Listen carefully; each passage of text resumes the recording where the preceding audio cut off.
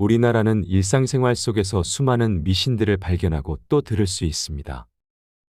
예를 들어 이사를 하는 날에는 손 없는 날에 가야 탈이 없다고 하고 빨간색으로 이름을 쓰면 재수가 없다. 아침에 거미를 죽이면 부정을 탄다 등등. 그중 상갓집을 다녀온 후 어떻게 하면 좋을지에 대한 이야기들도 아주 많이 알려져 있지요. 제대로 액땜을 하지 않으면 몸이 안 좋아진다. 혹은 심한 경우 사고가 났다더라 등등. 하지만 신기하게도 이런 일들이 현실로 벌어져 많이들 신경을 쓰시고 있습니다. 상갓집에는 상문살이라는 것이 있습니다. 상문살이란 상갓집에서 맞을 수 있는 사람이나 물건을 해치는 독하고 모진 기운을 말합니다. 이 상문살을 맞으면 갑자기 병이 나거나 급사한다고 많이 알려져 있지요. 오늘 지혜의 밤에서는 여러분들이 실수로라도 상갓집의 부정적인 기운을 맞지 않게 하기 위해 오늘 이 영상을 준비했습니다. 집중해서 들어주시고 이 정보를 꼭 주변의 소중한 분들에게도 알려주시면 좋겠습니다. 상갓집에서 절대로 가서는 안 되는 곳 첫째는 혼자 있어야 하고 음침한 기운이 흐르는 곳입니다. 우리 세대는 어렸을 적부터 부모님께서 상갓집에 혼자 가지 마라. 기가 약한 사람은 더욱 조심해야 한다. 는 말씀을 자주 들었지요. 그 말씀에는 이유가 있었습니다. 상갓집은 음의 기운이 강한 곳이라서 혹시라도 기가 약한 사람이 혼자 갔다가는 좋지 않은 영향을 받을 수 있기 때문입니다. 이렇게 생각해 보세요. 해가 진 뒤 상갓집에서 혼자 조용히 앉아 있는데 갑자기 차가운 바람이 불고 누군가 내 이름을 부르는 것 같은 소리가 들린다면 어떨까요? 둘러보아도 아무도 없는데 말이지요. 우리 모두 이런 상황이면 깜짝 놀라고 마음이 불편해질 거예요. 이런 건 바로 상갓집의 음기 때문에 생기는 현상입니다. 그래서 우리가 할 수 있는 가장 좋은 방법은 혼자서 상갓집에 가지 않는 거예요. 친구나 가족과 함께 가면 서로 의지하고 음의 기운으로부터 서로를 지킬 수 있지요.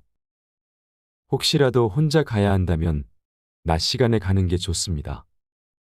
낮에는 사람들이 많고 해도 밝게 떠 있어서 음의 기운이 약해지니까요.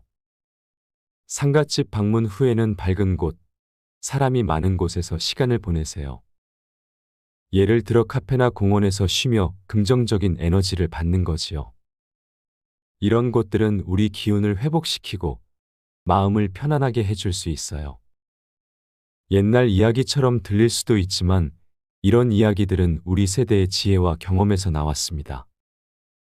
상갓집에 갈 때 이런 점들을 잘 지키면서 우리는 슬픔을 함께 나누고 고인을 기리면서도 자신과 사랑하는 사람들을 잘 보호할 수 있게 됩니다. 상갓집에서 절대로 가서는 안 되는 곳 둘째는 물이 흐르는 곳입니다. 우리가 어릴 적부터 들어왔던 말 중에 밤에는 큰 물가를 가까이 하지 마라 는 이야기가 있지요. 그뿐만 아니에요. 우리가 자주 보는 영화나 드라마에서 귀신이 나오는 장면을 생각해 보세요. 대부분 어둡고 음침한 호수나 강가에서 귀신이 나타나죠. 이런 장소들이 왜 그렇게 많이 나오는지 아세요? 바로 예부터 귀신들이 이런 물가를 좋아한다고 하니까요. 물이 많은 곳은 저승에 가지 못한 귀신들이 이승을 맴도는 곳으로 그래서 음의 기운이 특히 강하다고 해요. 밤에 물가를 걷다 보면 가끔 물결에 비친 자신의 모습이 뭔가 이상하게 느껴질 때가 있어요. 그 순간 등 뒤에 누군가 있는 것 같은 느낌이 들기도 하고 심장이 철렁 내려앉는 것 같은 경험을 해보신 적 있으시죠? 이런 느낌이 바로 그 강한 음의 기운 때문일 수 있어요. 그래서 상갓집에 갔을 때는 특히 물이 많은 곳은 피하는 게 좋아요. 작은 개울가 정도는 괜찮지만 큰 호수나 저수지 같은 곳은 정말 조심해야 한다고 해요. 심지어 기가 센 분들도 여기에는 주의해야 해요. 자칫 잘못하면 기운이 센 사람도 귀신의 장난에 당할 수 있으니까요. 우리가 이런 이야기를 하는 이유는 단순히 무서워서만이 아니에요. 옛날부터 내려오는 지혜를 통해 우리 스스로를 보호하고 상갓집에 갔을 때도 조심할 수 있는 방법을 알려드리고 싶어서예요. 그래서 밤에 상갓집에 가셨다면 물가는 피하시고 되도록이면 사람들이 많이 있는 곳을 지나가세요. 이렇게 조금만 주의를 기울이면 우리 모두가 더 안전하게 지낼 수 있을 거예요. 셋째, 상갓집에 갔다가 집으로 바로 돌아오지 마세요. 상갓집 방문 후 바로 집으로 돌아가는 건 우리 주변 사람들을 생각해 볼 때 조금 주의해야 할 일이에요. 우리는 바쁜 일상 속에서 상갓집에 잠깐 다녀오고 바로 집으로 가는 경우가 많지만 이런 행동이 우리 가족이나 동료에게 영향을 줄 수 있다는 걸 알고 계셨나요? 상갓집이나 장례식장 같은 곳은 슬픔과 애도의 기운이 강하게 모여 있어요. 이런 곳에서 조금이라도 시간을 보내고 나서 바로 집이나 일터로 돌아간다면 그곳에 무거운 기운이나 귀신이 우리 몸에 붙어 우리가 다니는 곳에까지 영향을 미칠 수 있어요. 특히 기가 약한 가족이나 동료가 있다면 그들에게는 더욱 안 좋은 영향을 줄 수 있답니다. 이런 상황을 예방하기 위해 상갓집을 방문한 후에는 바로 집으로 가지 않는 것이 좋아요. 대신 사람이 많이 모이는 곳에서 잠시 시간을 보내는 걸 추천드려요. 예를 들어 활기찬 분위기의 커피숍이나 북적이는 마트에서 잠시 머무르세요. 이런 곳에서 시간을 보내면 상갓집에서 온 부정적인 기운이 사람들 사이에서 흩어지고 우리 몸과 마음도 조금은 가벼워질 수 있어요. 상갓집에서 받은 무거운 기운을 집이나 일터로 가져가지 않기 위한 작은 노력이지만 이렇게만 해도 우리 주변 사람들에게 긍정적인 영향을 줄 수 있어요. 우리 가족이나 동료들이 기운이 약한 편이라면 더욱 신경 써서 그들을 보호해 줄 수 있는 방법이에요. 사실 이런 습관을 들이는 것은 우리 자신을 위해서도 좋아요. 상갓집 방문 후에 잠시 다른 곳에서 시간을 보내면서 마음의 짐을 조금이나마 내려놓을 수 있으니까요. 이런 작은 습관 하나가 우리 자신과 우리 가족, 동료들을 보호하는 큰 방패가 될 수 있다는 걸 잊지 마세요. 넷째, 하루에 상갓집을 2번 가는 행위는 절대 하지 마세요. 우리네 삶 속에서 가끔은 하루에 2곳의 상갓집을 찾아가야 하는 상황이 생기기도 해요. 하지만 이렇게 연달아 조문을 하는 것은 가능한 피하는 게 좋습니다. 상갓집에 간다는 것은 슬픔과 애도를 나누는 중요한 일이지만 동시에 여러 가지 안 좋은 기운이 우리 몸에 붙을 수 있거든요.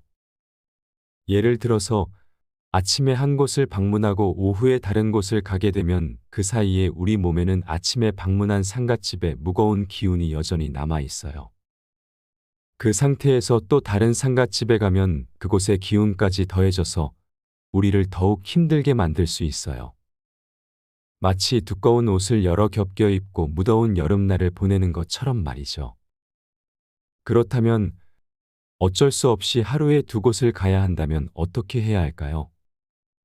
여기서 한 가지 중요한 조언을 드리고 싶어요. 그건 바로 상갓집을 방문할 때마다 육개장을 한 숟갈이라도 드시는 거예요. 육개장에 들어가는 고춧가루와 각종 나물이 안 좋은 기운을 쫓아내는 데 도움을 준다고 하니까요. 물론 배가 부르실 수도 있지만 이 작은 행동이 큰 도움이 될 수 있다는 사실을 잊지 마셔야 해요.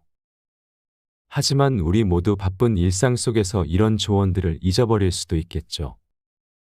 그래서 상갓집에 가기 전이나 간 후에 잠깐 스스로를 돌아보는 시간을 갖는 것도 좋은 방법입니다.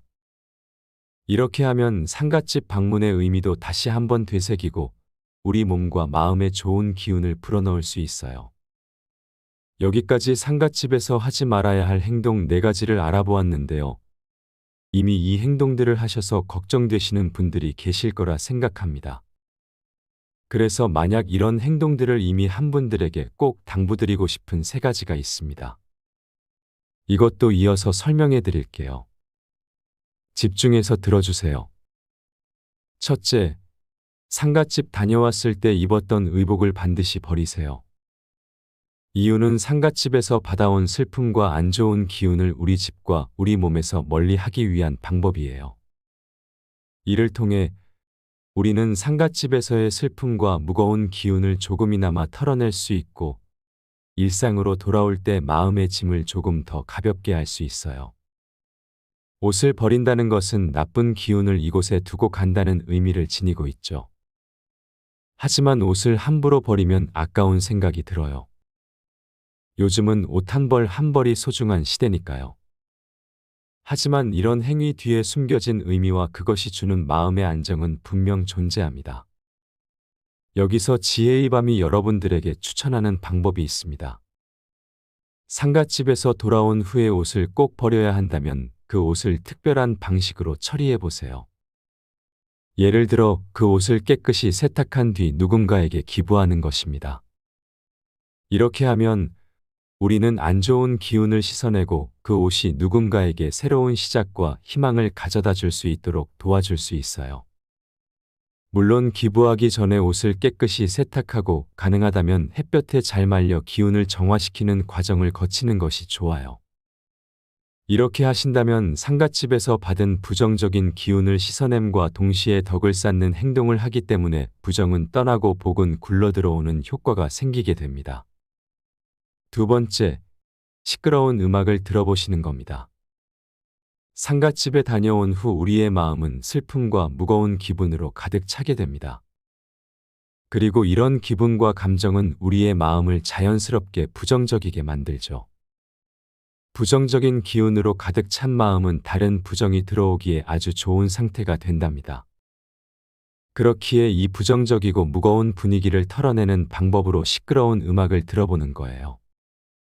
이렇게 음악을 듣는 과정을 통해서 우리의 기분을 전환시키고 마음의 먼지 같은 부정적인 기운을 몰아내서 부정적인 기운이 침입할 틈을 막아버리는 겁니다.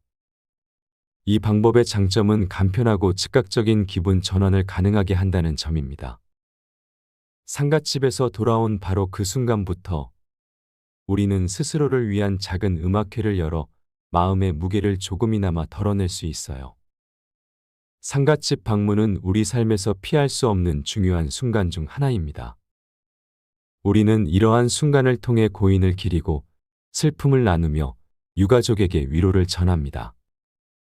하지만 이 과정에서 우리 자신도 마음과 몸을 잘 돌보아야 합니다.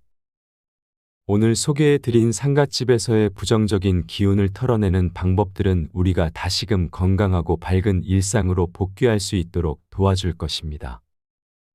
부정적인 기운을 털어내는 과정은 단지 전통적인 미신이나 절차를 따르는 것 이상의 의미를 가집니다. 이는 우리가 슬픔을 경험하고 이를 극복하는 과정에서 스스로를 보호하고 주변 사람들과의 관계를 더욱 돈독히 하는 방법이기도 합니다.